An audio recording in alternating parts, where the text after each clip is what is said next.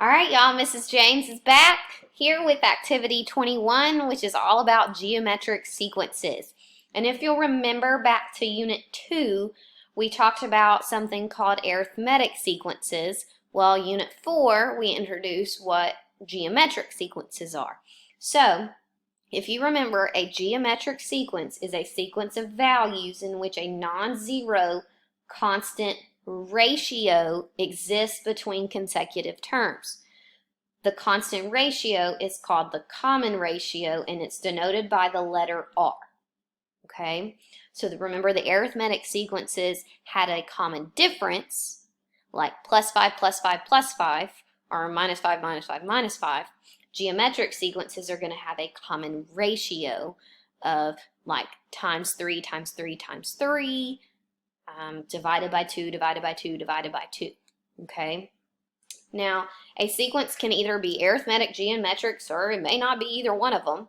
So we're going to take a look at 4 different sequences. We're going to identify which type of sequence it is, and then depending on that, we'll identify the common difference or the common ratio. Okay? So starting off with number 1, we have 5, 8, and 11.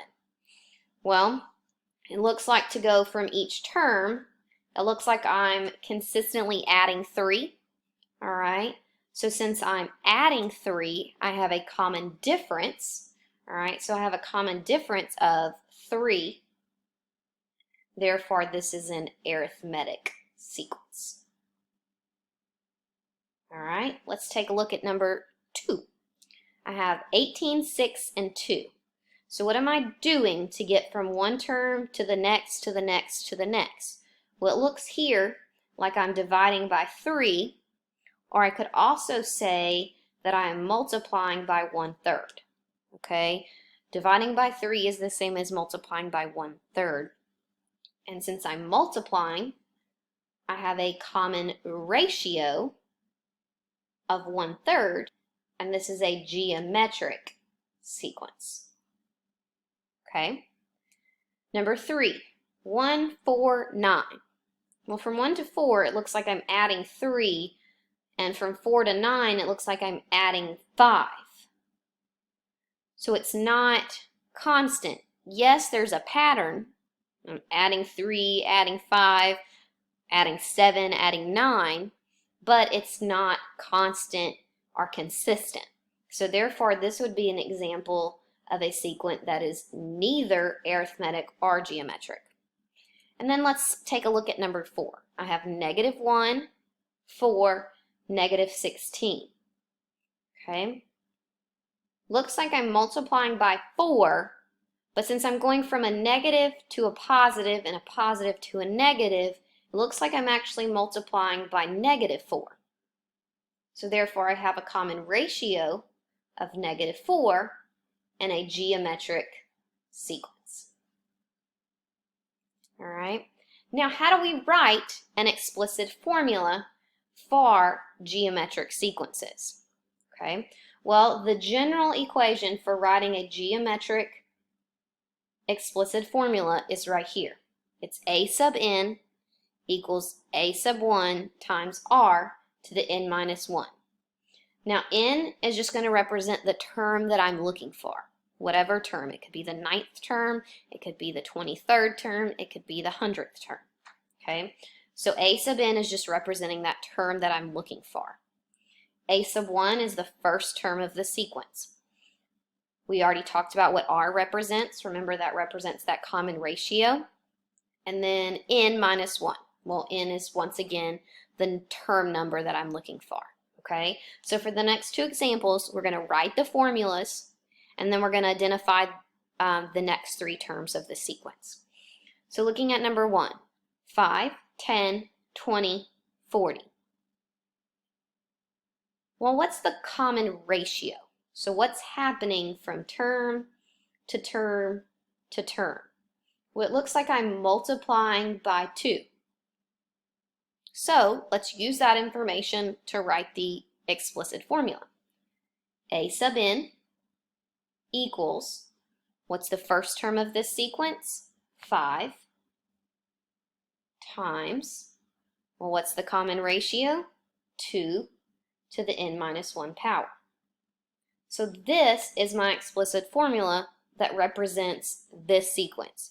So I can use this equation to find any term of the sequence that I want. For example, let's say I wanted to find the ninth term of this sequence. Okay, well, I'm just going to, for n, I'm going to substitute in 9.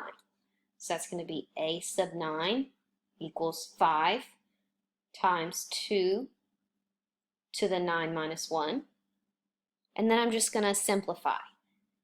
A sub 9 equals 5 times 2 to the 8th power equals 5 times 256. A sub 9 equals 1,280. Therefore, the ninth term of this sequence is 1,280. Okay, and I can use this equation for any term. Let's say it's the 100th term. Well, everywhere I put a 9, I would just replace it with the 100. Okay, but let's go back to answering the second part that it asked me. It says name the next 3 terms of the sequence. Well, term 4 was 40, so if I'm multiplying by 2, it looks like the next term would be 80. The next term would be 160. And then the next term would be 320. And that would go on and on and on. But it just asks for the next 3 terms. Okay? So let's apply this same concept, but to number 2. So let's start by identifying that common ratio. Well, from 32 to 16, 16 to 8, and 8 to 4, what's happening? Looks like I'm dividing by 2, or I could also say that I'm multiplying by 1/2. Either way that you see it is fine. Okay? So let's write that explicit formula. So a sub n equals first term times the common ratio of 1/2 to the n minus 1 power. Okay? And then they want us to still name the next 3 terms. So let's keep dividing by 2. Well, I'm at 4. 4 divided by 2 would give me 2. 2 divided by 2 would give me 1. 1 divided by 2 would give me 1/2. And then it's going on and on, but we can stop. All right.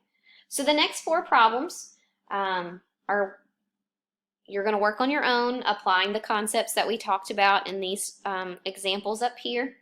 If you have any questions, reach out to your teachers. Let us know, guys. We're here for you. We're here to help. All right. Thanks for joining me. See you on the next activity.